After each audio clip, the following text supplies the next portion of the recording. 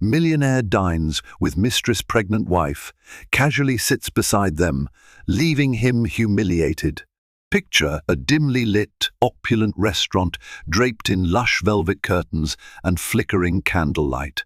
At the corner table, a suave millionaire named Nicholas Hastings dines with a woman. Everyone assumes is his elegant wife until she leans closer, kisses his cheek, and reveals a blatant truth: she's his mistress. Suddenly, a pregnant woman appears, calm but heartbreakingly resolute, and takes a seat beside them without saying a word. Tension charges the air as hushed whispers echo across the room. What follows is an unforgettable story of love, betrayal, arrogance, and redemption, proving that even wealth cannot shield a person from the consequences of their actions. Nicholas Hastings was born into a modest home on the outskirts of Columbus, Ohio. His parents, Gerald and Martina Hastings, worked tirelessly. Gerald was a truck driver who was on the road more often than he was home, and Martina juggled a job as a hairdresser while raising their son.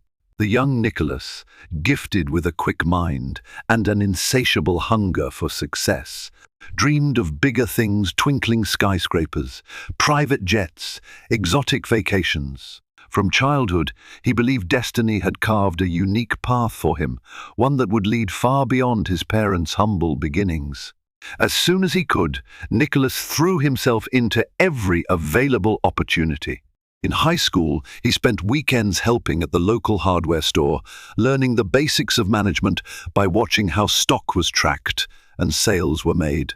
He devoured books on entrepreneurship, business strategy, and psychology. The moment he turned 18, he was ready to leave Columbus behind and chase the American dream. College was his first stepping stone. He secured a scholarship to a small but prestigious institution that specialized in finance and marketing. His relentless ambition set him apart from the start. While peers complained about coursework, Nicholas saw each assignment as a new challenge to conquer, each networking event as a potential goldmine. By his senior year, professors spoke of him in hushed, admiring tones, predicting a meteoric rise once he graduated. Amid all this academic and professional fervor, Nicholas met Penelope, called Penny by her friends. She was a spirited literature major who believed in love stories, heartfelt poems, and the power of a gentle word. Despite coming from a well-to-do family, Penny never flaunted her wealth. Instead, she cherished simple pleasures: reading by the campus lake, volunteering at the animal shelter, baking cookies for tired students during finals. Her wide, empathetic eyes and genuine laugh drew Nicholas in. Though ambitious, he found in Penny a soft place to land, a counterpart to his sharp, goal-oriented worldview. They fell in love with the heady rush unique to the young and fearless. While Nicholas poured his time into internships at top corporations and building his personal network, Penny wrote short stories in her cramped dorm room, dreaming of one day becoming a published novelist. Their worlds, so different in scope, melded into a perfect yin and yang. After graduation, Nicholas launched straight into the corporate fast lane, joining a prestigious investment bank that soon discovered his knack for sniffing out profitable ventures. Promotions flew his way faster than he could update his resume. Penny, meanwhile, started building a quiet reputation, writing articles for small publications and working part-time at the local library. Their modest early days as a married couple were spent in a tiny apartment with second-hand furniture, but they brimmed with hope. Nicholas believed they were on the threshold of something extraordinary. Penny believed in the love that bound them through every challenge.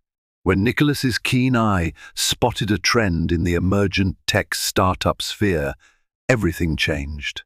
He leveraged every contact, called in every favor, and poured all his earnings into one major investment that skyrocketed within 18 months.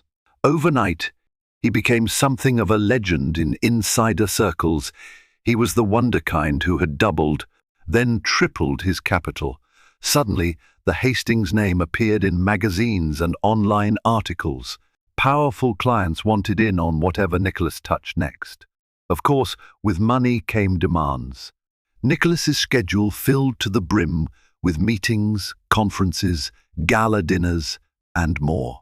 Penny watched from the sidelines, supportive yet uncertain. She knew her husband was on the cusp of a new life, an elevated status filled with endless travel, fleeting acquaintances, and deals sealed over cocktails.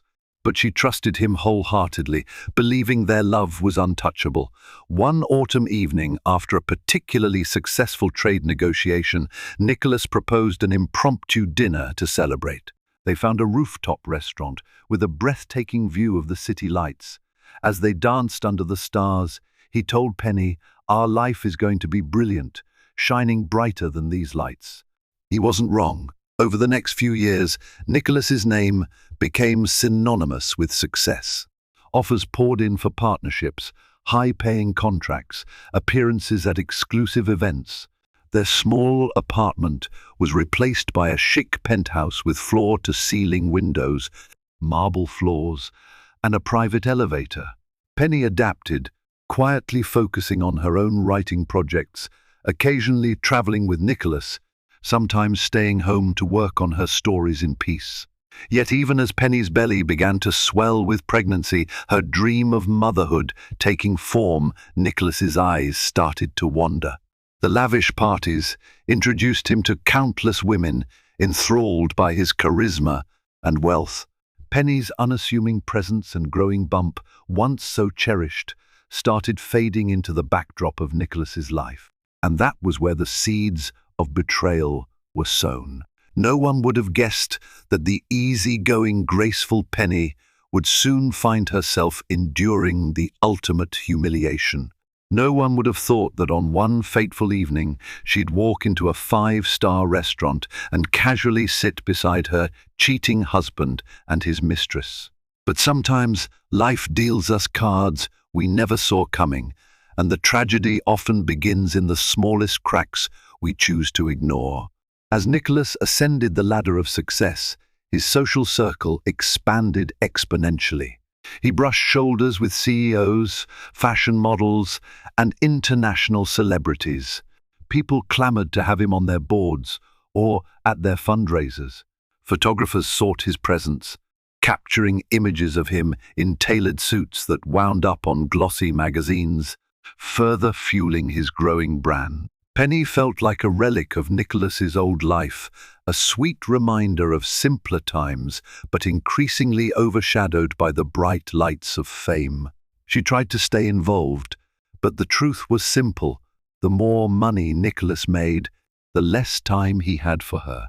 Their once intimate evenings were replaced by endless business dinners. Their weekend getaways gave way to high-powered networking events. The baby in her womb, so precious to Penny, seemed less a source of joy to Nicholas and more an inconvenient complication that forced him to juggle fatherhood with an already packed schedule.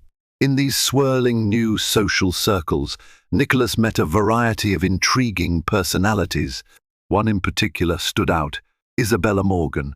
She was a stunning woman with raven black hair, sharp cheekbones, and an aura of quiet confidence. She worked in public relations and had a reputation for turning struggling brands into overnight sensations. Initially, Nicholas admired her from a distance, impressed by her ability to charm a room.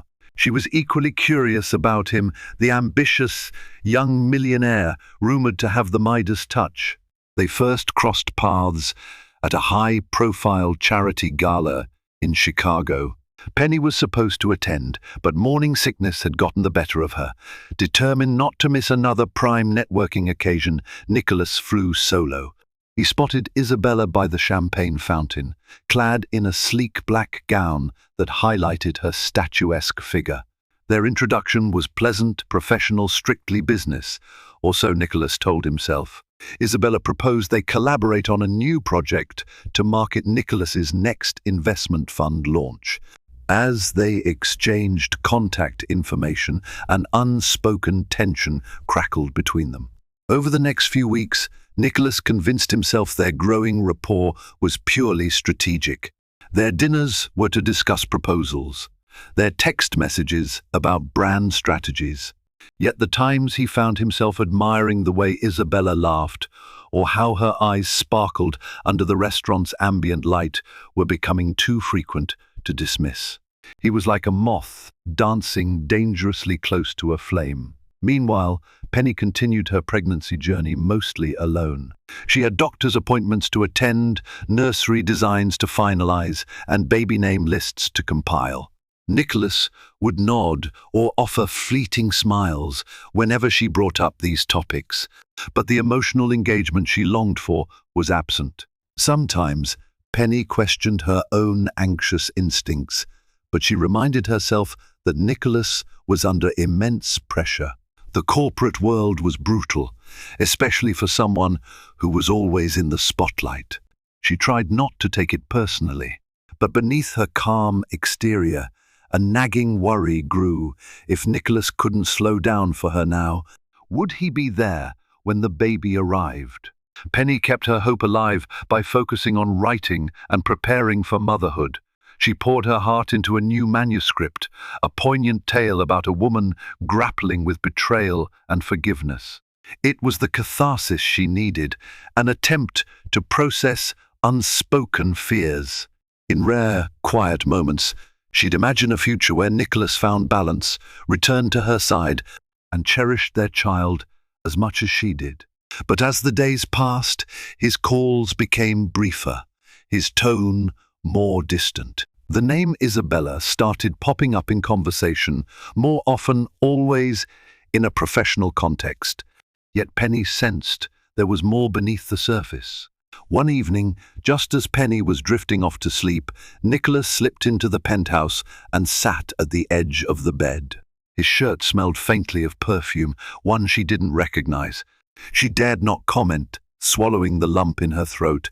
Though her eyes were closed, her mind was racing. Did he still love her the same way? Why didn't he come home earlier? Had she grown so accustomed to ignoring signs that she'd become complicit in her own heartbreak? When Penny finally mustered the courage to confront him, Nicholas brushed off her concerns, attributing it all to stress. He kissed her forehead with practiced tenderness and told her to rest. As she drifted into an uneasy sleep, Penny resolved to trust him for now. She wanted to believe that he was telling the truth, that the swirl of tension around them was a temporary gale, one that would eventually pass. But trust can be a slippery thing once doubts start to take root. Unbeknownst to Penny, Nicholas's attraction to Isabella grew daily. The texts turned flirtatious. Business dinners morphed into late-night cocktails. Soon the line that separated professional colleague from intimate companion was hopelessly blurred, and the gravitational pull of desire was too potent for Nicholas to resist.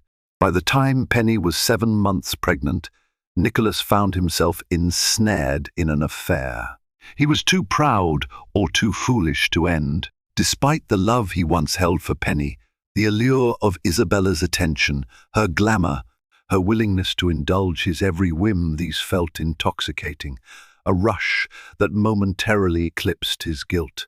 Though he performed his role as the supportive husband in front of friends and family, an insidious wedge had been driven into his marriage, a wedge that would inevitably lead to the fateful night when Penny, with her belly full of life, would make the choice to shatter his illusions in front of everyone. Nicholas's life now existed in two disjointed realms.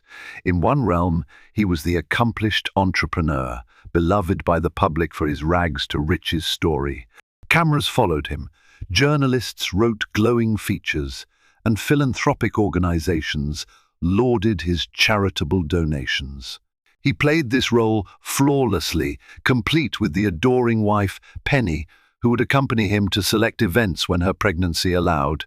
In the other realm, one hidden behind closed doors, Nicholas indulged in midnight phone calls, stolen weekends, and secret dinners with Isabella. Their relationship was fueled by the thrill of deception and the raw excitement of doing something forbidden. For Isabella, the allure of being the mistress to an immensely wealthy man was irresistibly seductive. The gifts Nicholas showered upon her jewelry, haute couture dresses, extravagant travels came with the unspoken agreement that she remained discreet. Isabella, pragmatic and hungry for her own share of success, agreed to these terms. After all, she believed she had the upper hand in capturing Nicholas's heart.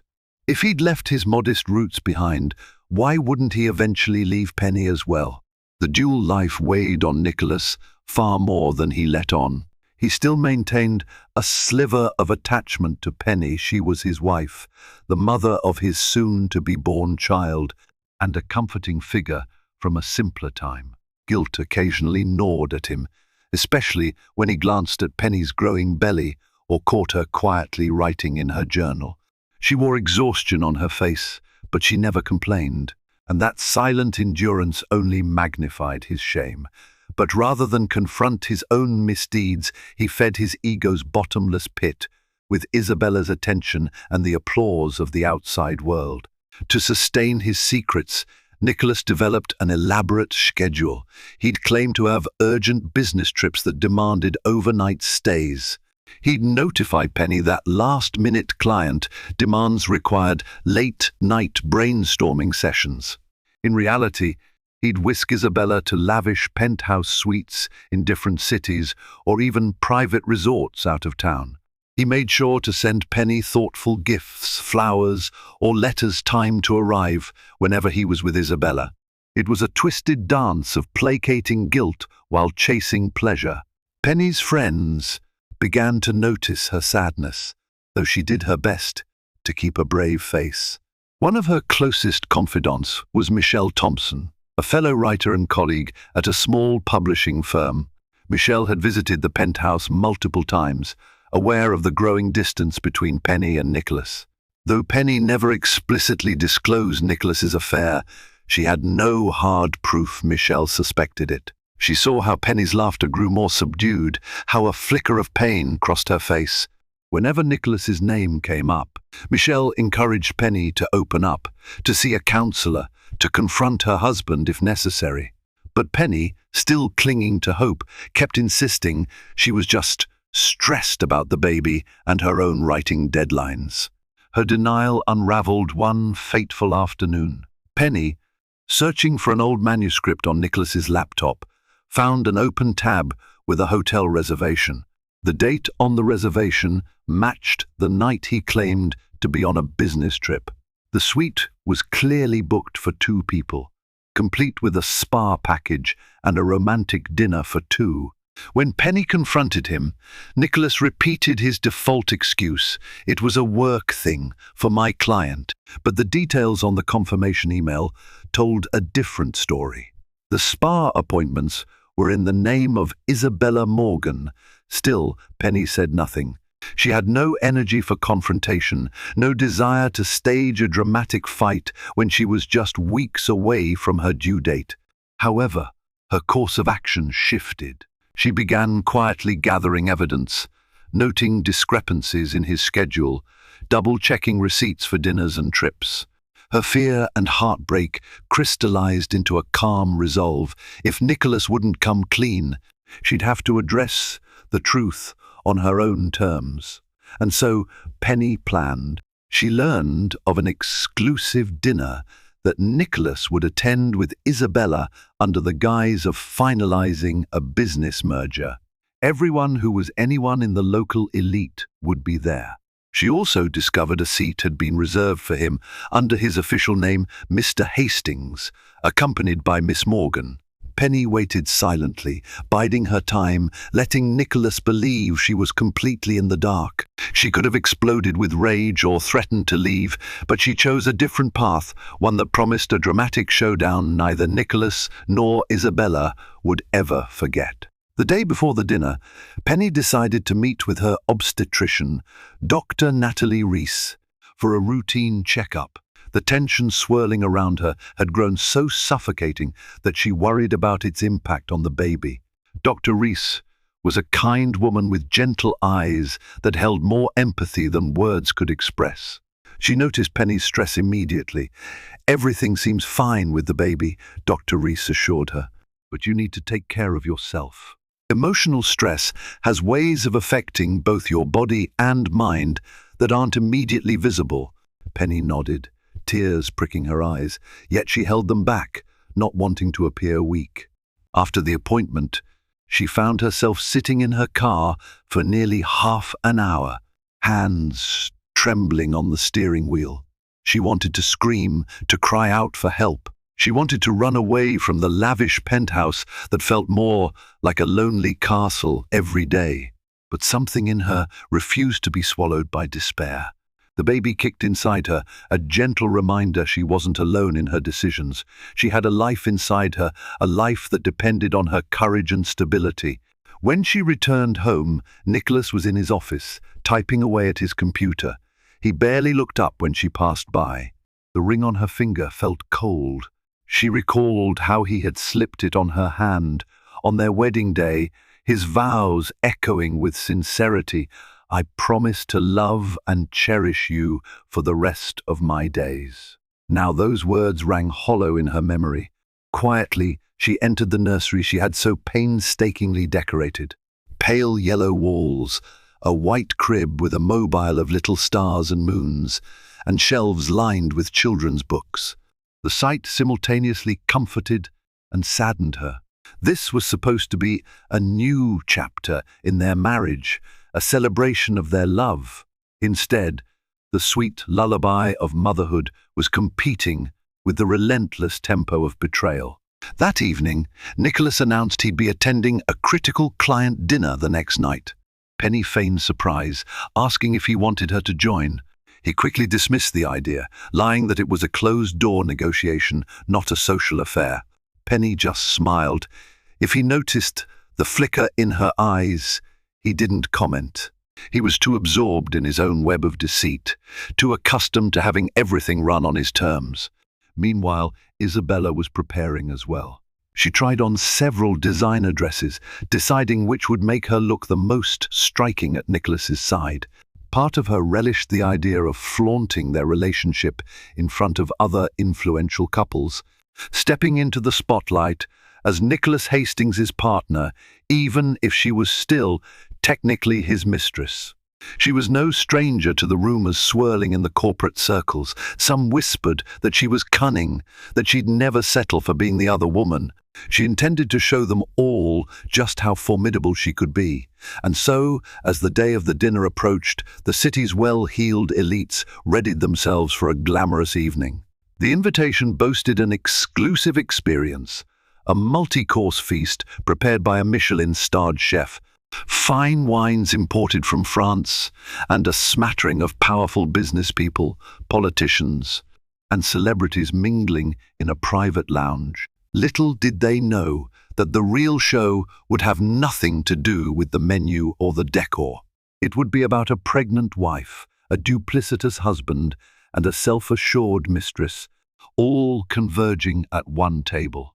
And in the hush of that room, under the glitter of chandeliers, the truth would stand revealed for everyone to see. The evening arrived with regal flourish. Chauffeured cars lined up outside La Majestique, the upscale French restaurant known for exclusivity and grandeur. Valets, dressed in crisp black uniforms, guided each sleek automobile to the entrance.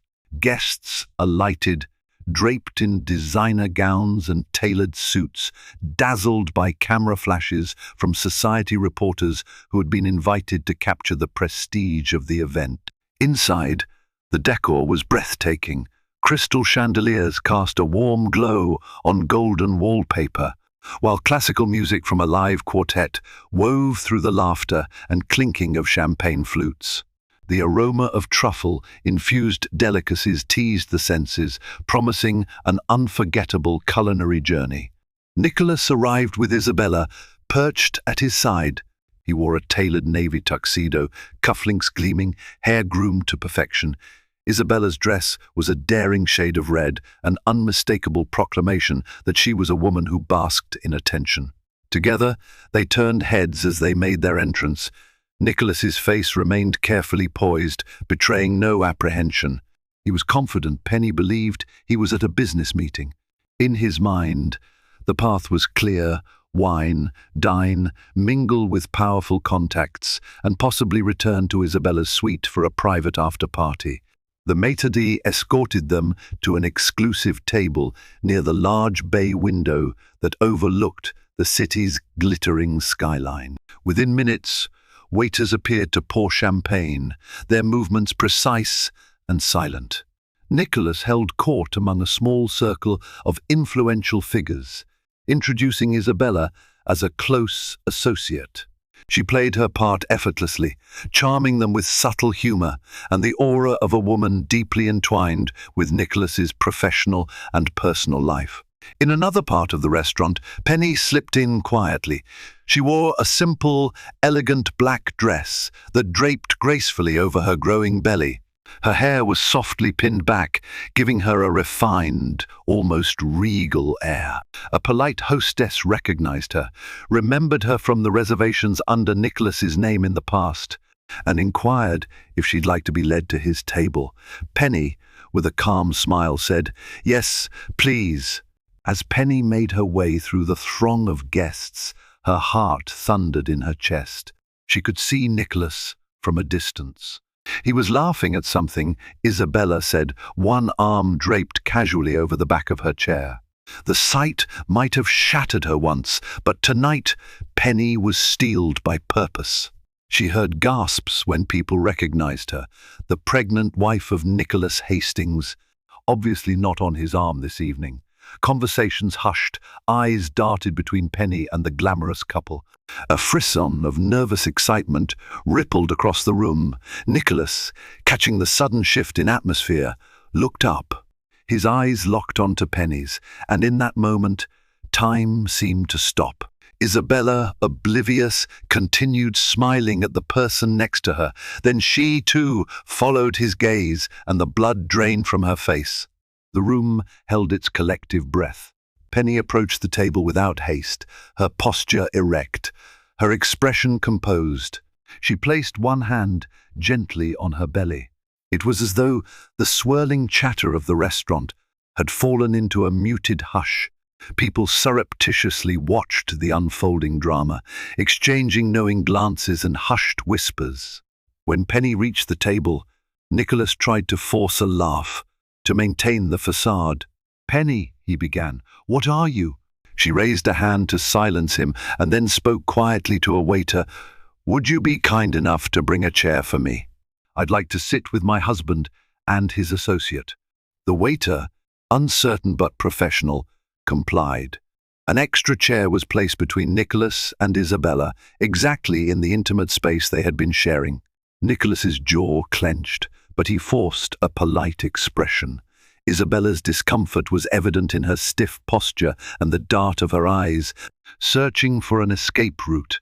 Guests in the vicinity openly stared now, some with pity, some with glee at the scandalous spectacle, and others with pure shock that Penny had dared to show up, pregnant and calm.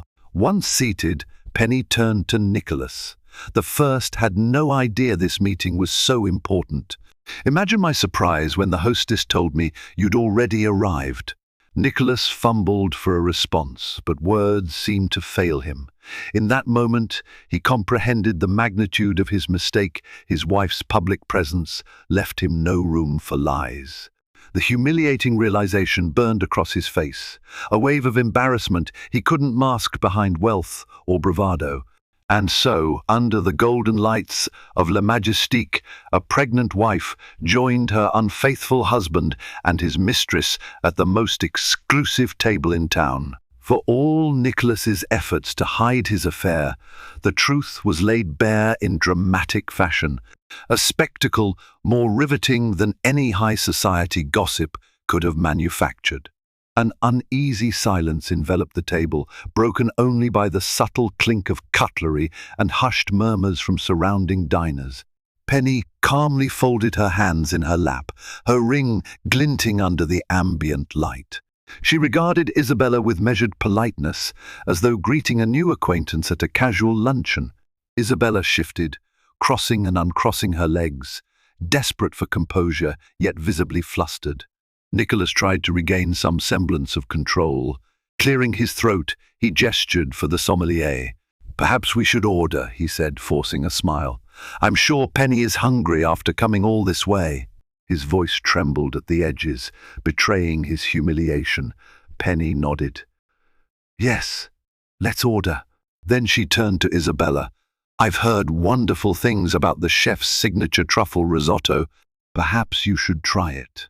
The suggestion was cordial, but an undercurrent of tension laced every syllable. Isabella mustered her charm, though it faltered under Penny's poised gaze. "I might—" "Yes," she replied, throat tight. Her typical confident allure seemed to vanish in Penny's presence. The role of the polished mistress who knew her place suddenly felt untenable in a room where the real wife commanded the spotlight. Around the table, a scattering of wealthy patrons half-heartedly resumed their own conversations, but their ears remained trained on the drama unfolding. Without a doubt, rumors of what had transpired would spread like wildfire through the upper echelons of society. Nicholas's affair had not only been exposed, it had been showcased in a fashion that guaranteed talk for weeks, if not months. Meals arrived, meticulously plated. Penny took a few bites to maintain decorum, but her appetite was non-existent. She wondered if the baby could feel the adrenaline coursing through her. Every fiber of her being was on alert. She sensed Nicholas's growing panic, Isabella's palpable dread, and the hush of judgment that weighed heavily upon them. When Penny could no longer bear the silence, she spoke softly, her voice tinged with sorrow rather than anger. "Nicholas, you've worked so hard for everything you have. I admired that about you from the start. It saddens me to see you risk it all for a moment's thrill." Nicholas glanced around, anxious about how many guests were listening. "Penny, this is neither the time nor the place," he hissed under his breath, feigning a hushed tone of admonishment. "You're right," Penny conceded, her tone unwavering. "It isn't. But since we're here, and since your associate is here, I thought I'd let you both know that I'm well aware of what's been happening." Isabella's face flushed. She couldn't decide if she should defend herself, remain silent, or flee. She had anticipated many outcomes in their relationship: long-term secrecy, eventual acceptance, maybe even Nicholas divorcing Penny. But she never imagined this swift public reckoning. Gathering her composure, Isabella took a sip of water. Her voice emerged strained. "I realize this is difficult, Penny, but you have to understand." Penny's cool gaze fell on her. "No, I don't have to understand anything," she replied. "You made your choices. So did Nicholas." Nicholas placed his trembling hand on Penny's arm, but she pulled away. The gesture spoke volumes. The dynamic had shifted. No longer was Penny the docile wife. In a matter of minutes, she had grown into a force that refused to be belittled or neglected. Diners around them pretended to focus on their own meals, but sly glances and half-smiles betrayed the collective schadenfreude. Nicholas Hastings, the golden boy of finance, had been brought low by his own hubris, right in front of the city's elite. A flicker of defiance crossed Nicholas's features. He despised feeling cornered, especially under the public gaze. "I think we should talk about this at home," he said in a stern undertone. "Certainly," Penny agreed. "You'll find your things in the guest room tonight. Until we speak, I see no reason to share a bed with a man who disrespected his vows." Isabella nearly choked on her water. She glanced at Nicholas, searching for guidance, but found only a hardened expression. Penny's words had left him at a loss. The dinner was in ruins, their reputations tarnished in a single stroke. This was a turning point that no amount of wealth or charm could undo. With the entire room watching, Penny signaled for the waiter. "Could I get a taxi, please?" she asked politely. The waiter nodded and swiftly stepped away. Nicholas made a futile attempt to salvage dignity. "I'll ride with you," he said, pushing his chair back. But Penny shook her head, voice resolute. "No. Stay with your date, Nicholas. I insist." She turned to Isabella. "Enjoy the risotto." Without another word, Penny stood. A hush fell over the crowd as she departed, her back straight, head held high. Isabella and Nicholas, left behind at the table, felt the weight of countless eyes judging their every move.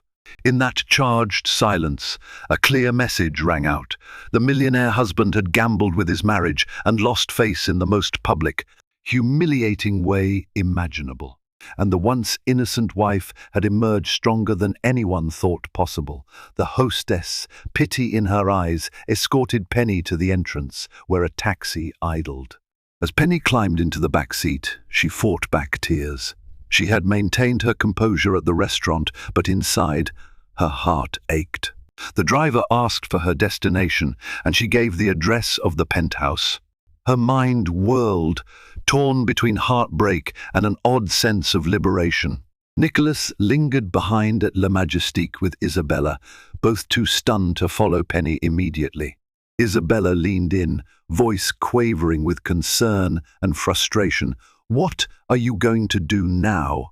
she asked, searching Nicholas's face for some semblance of control. He rubbed his temple, feeling a headache ignite from the stress. "I don't know, but I can't stay here. The damage is already done." "I should," Isabella cut him off, her composure fraying.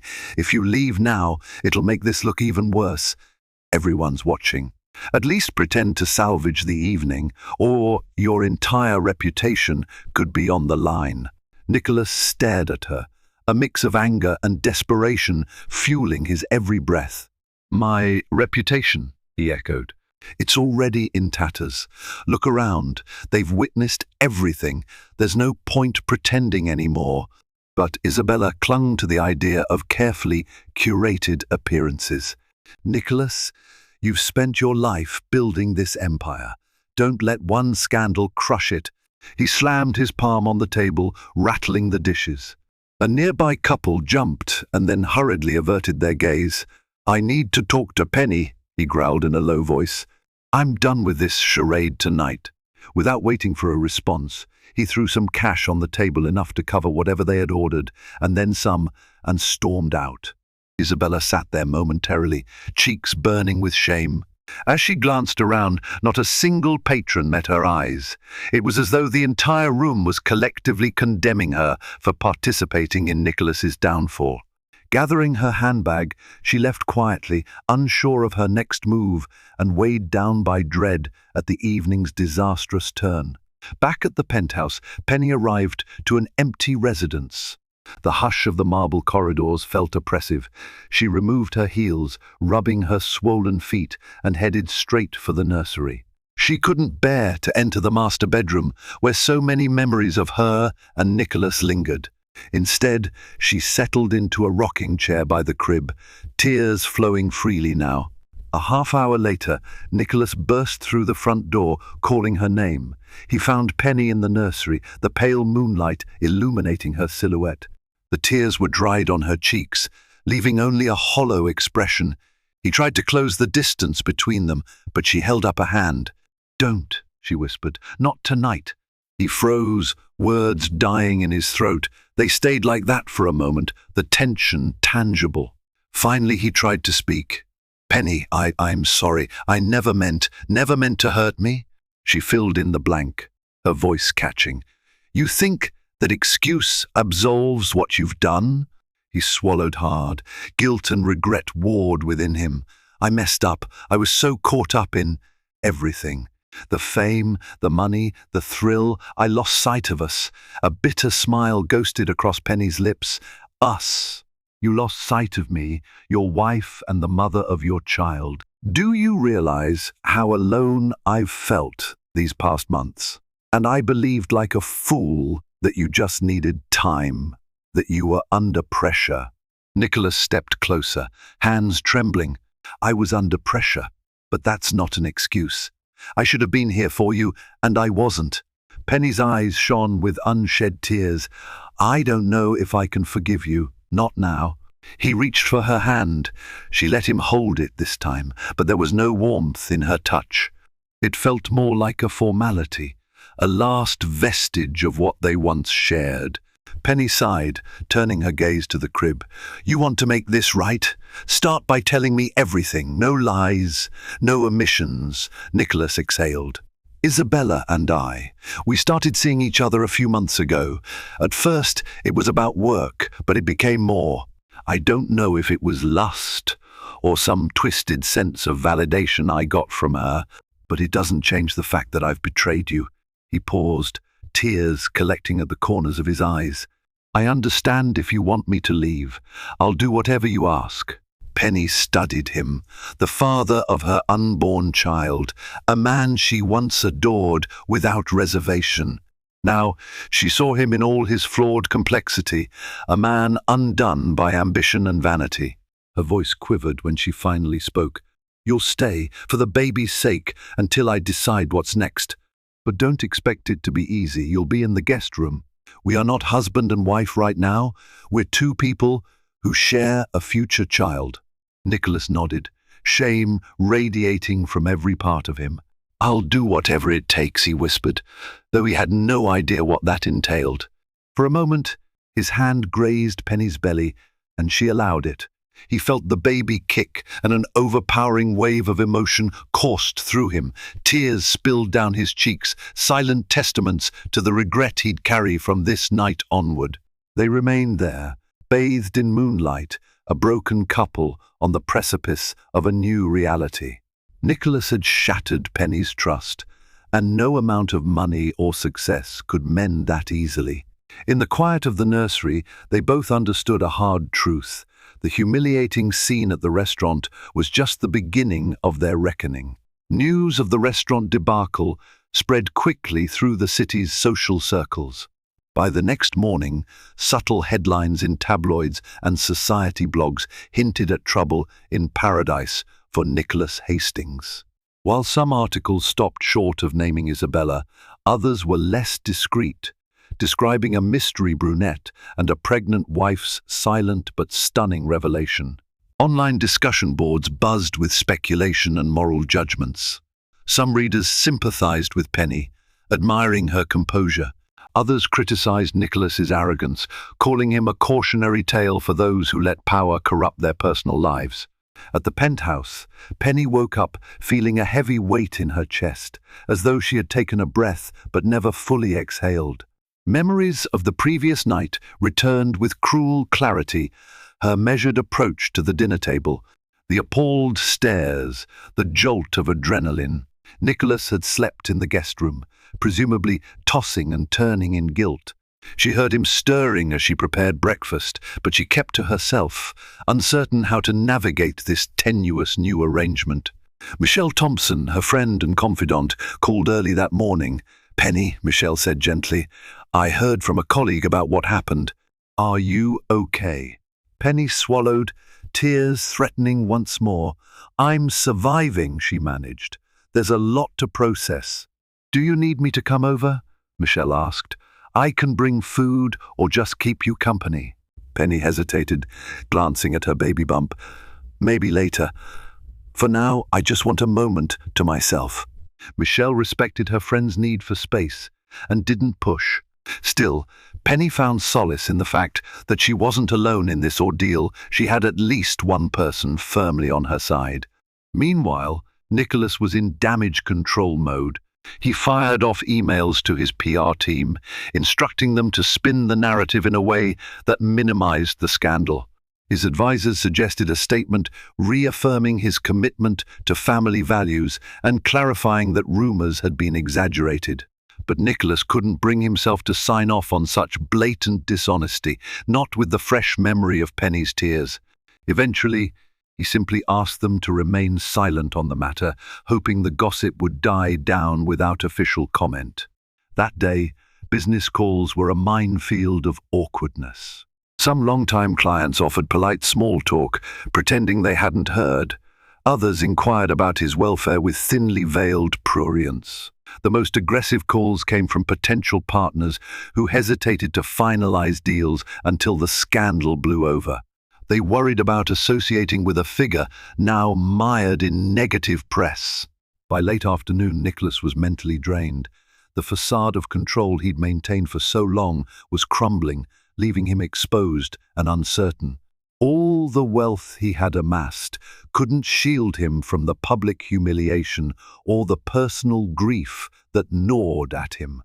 That evening, Penny and Nicholas found themselves face to face in the living room, a strange silence hovering between them.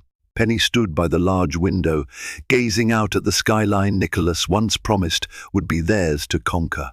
His voice was subdued when he finally spoke. "I owe you an explanation. More than just last night." Penny turned, arms folded protectively over her belly. "I'm listening." He sank onto the sofa, burying his face in his hands for a moment before looking up. "It wasn't just about lust," he admitted, voice thick with regret. "It was the thrill of being someone powerful, wanted, envied. And Isabella, she fed that part of me. I thought I was invincible, that I could keep my world separate, but I was deluding myself." A bitter laugh escaped Penny. "You certainly did a good job of trying. But people like you, people who think money can solve everything, always forget that the human heart doesn't come with a price tag." He nodded, tears gathering at the corners of his eyes again.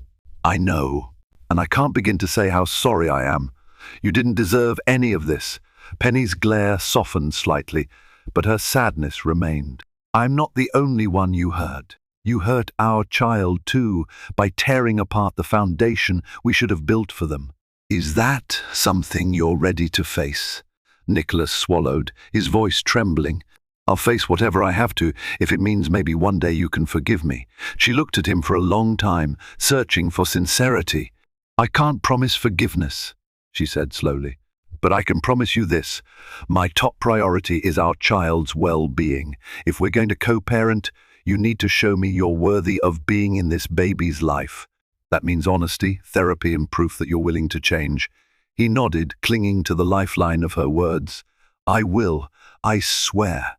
Their conversation was interrupted by the ring of Nicholas's phone. He glanced at the caller, ID Isabella. Penny noticed, her expression growing cold. "Are you going to answer that?" Nicholas declined the call, turning off his phone. "Not now. I have more important things to focus on." A heavy silence settled over them again. Though the tension had thawed marginally, the road ahead remained unclear. Penny retreated to the nursery, leaving Nicholas alone on the sofa with his thoughts. The hush of the penthouse was unnerving, an echo of the emptiness that now threatened to swallow their marriage. In the darkness, Nicholas realized the weight of his choices. For years, he had idolized success, placing it above everything else.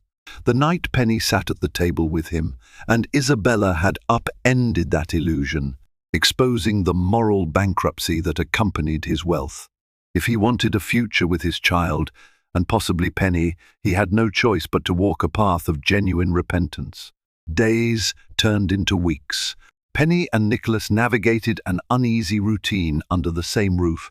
He moved to the guest room permanently, leaving the master bedroom to Penny.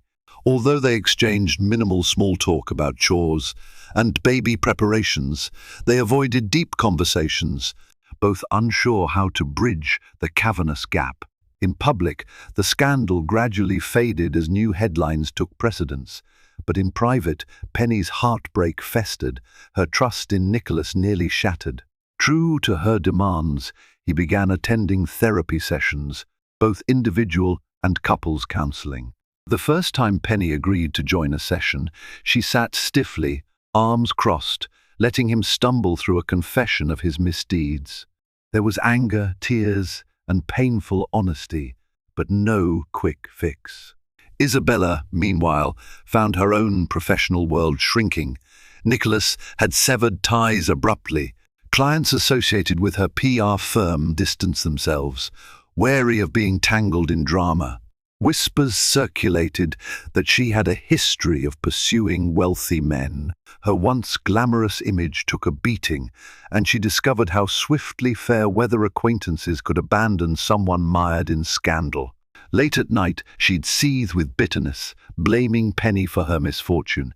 In her eyes, she had only followed her heart. Now, she was the city's cautionary tale, the ambitious seductress left with nothing. Michelle Thompson visited Penny often, offering a listening ear and moral support. One sunny afternoon, the two sat in the nursery, folding baby clothes. Michelle glanced around at the meticulously organized space. "You've done a beautiful job here," she remarked gently, folding a pastel onesie. Penny offered a half smile. "I just hope the baby finds peace here, no matter what happens between Nicholas and me." Michelle studied Penny's expression. "Have you thought about next steps? Whether you'll stay or file for divorce?" Penny inhaled shakily, meeting Michelle's sympathetic gaze. "Every day. Part of me still loves him, or, at least, the man I thought he was. But after what he's done," she trailed off, tears threatening, "I can't be sure there's a path back." Michelle placed a comforting hand on her shoulder. "Give yourself time. The baby's almost here, and that changes everything. You don't have to make a final decision this moment." Later that night, Penny was writing in her journal her own form of therapy when Nicholas knocked on the nursery door. His face bore a tentative hope as he entered. "I had my session today," he said quietly. "The therapist thinks it might help if we talk about our memories together, to remember why we got married in the first place." Penny put down her pen, sighing. Nicholas, the first, tired. He took a seat on the floor by her chair, looking up at her. "Please, just for a minute," he pleaded. Reluctantly, she nodded, tears gleaming in her eyes. "What do you want to talk about?" His gaze flickered to the framed wedding photo on a nearby table. "That day. I was so nervous I almost forgot my vows. You had to squeeze my hand to remind me to breathe." A faint smile tugged at Penny's lips. "Yes, I remember you nearly dropped the ring," he continued, voice trembling with emotion. "I meant every word I said that day, Penny. I never wanted to hurt you. I've made the worst mistake of my life, and I'll regret it forever." They both fell silent, memories weaving a delicate path between them. The tension was palpable, raw wounds, tentative hope, lingering love. After a moment, Penny spoke, her voice barely above a whisper. "I don't know if I'll ever see you the same way again, but I do see you trying, and that matters." Tears brimmed in Nicholas's eyes. He reached out and gently took Penny's hand. This time, she didn't pull away, though her grip remained light, uncertain. "I'm so sorry," he repeated. She looked down at their intertwined fingers. "It'll take more than apologies. I need consistent change. No more secrets, no more lies." He nodded resolutely, as though clutching onto that thread of possibility. "I'll show you." Though the air between them remained heavy, that night marked a subtle shift, an acknowledgement that their shared history and impending parenthood might provide a bridge over the chasm of betrayal. They both knew the journey forward would be fraught with pitfalls, but for the first time since the scandal erupted, a glimmer of hope flickered in the darkness. Months later, Penny went into labor on a misty morning when spring blooms adorned the city. She had just finished a gentle walk through the penthouse balcony garden when the contractions began. Nicholas rushed her to the hospital, speeding through city traffic with white-knuckled determination. In the delivery room, Penny clutched his hand in a vice-like grip, breathing through the waves of pain. Her cries echoed in Nicholas's ears, each one a stark reminder of what he risked losing. After hours of grueling effort, a piercing newborn cry filled the room. A baby girl was placed in Penny's arms, tiny, wrinkled, and perfect. Nicholas wept openly, overwhelmed by relief and gratitude. Penny cradled their daughter, tears of joy streaming down her face. In that moment, the heartbreak, the betrayal, the public humiliation all receded into the background. They were simply parents welcoming a new life into the world. Over the following weeks, they navigated midnight feedings, diaper changes, and near constant exhaustion. Nicholas became fiercely protective, handling tasks he once dismissed as trivial. He rocked the baby to sleep, changed diapers, and even learned to cook a few simple meals so Penny could rest. Their household gradually evolved into a fragile partnership, anchored by the shared love for their daughter. One evening, as Penny dozed on the couch with the baby in her arms, Nicholas sat beside her. He brushed a stray hair from her face and whispered, "You're amazing. Thank you for everything." She blinked awake, adjusting the baby's blanket. "It's not just me," she murmured, noticing the sincerity in his gaze. "You're trying, and I see that." He took a deep breath. "I know trust doesn't return overnight, but I'm here for both of you." In the weeks that followed, therapy sessions became a couple's routine. They dissected the root causes of Nicholas's affair, deep-seated insecurities, the intoxicating sense of power wealth had given him, and his long-ignored emotional needs. Penny grappled with her own role, acknowledging that she'd sometimes retreated into her writing when Nicholas needed emotional intimacy. Though that didn't excuse his infidelity, it shed light on how two people who once adored each other could drift so far apart. As for Isabella, she moved out of town, looking for a fresh start where her reputation wasn't in tatters. She tried calling Nicholas a few times, but he never answered.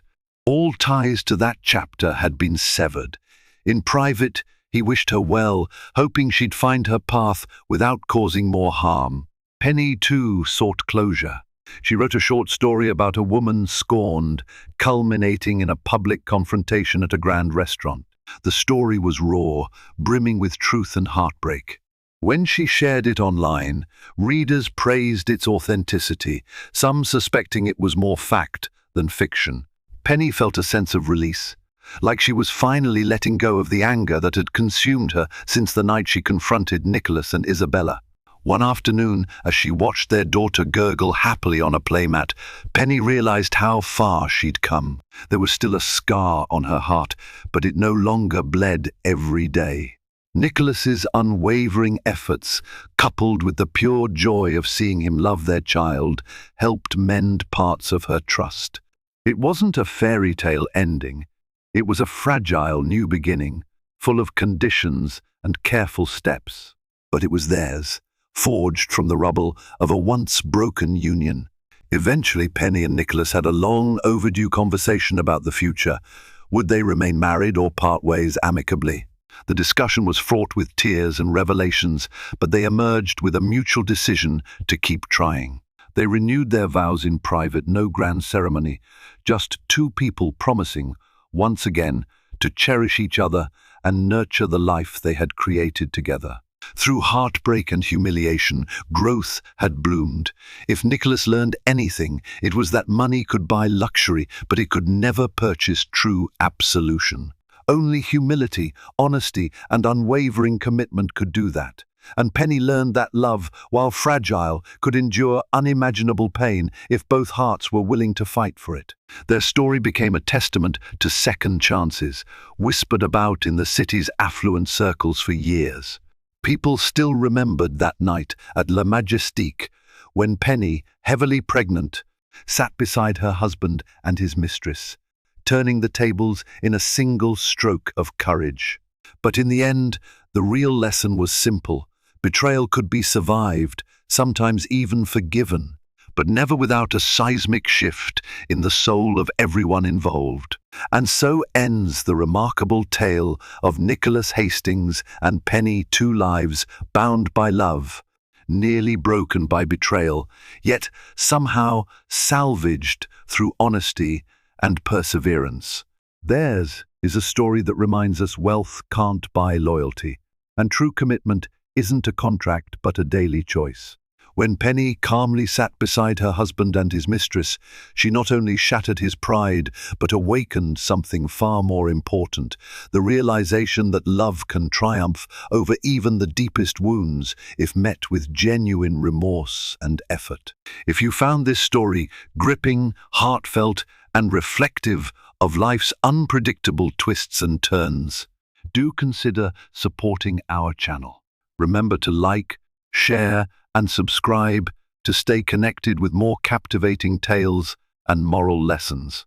Your support helps us bring you stories that resonate, inspire, and remind us all that redemption, though challenging, is never out of reach.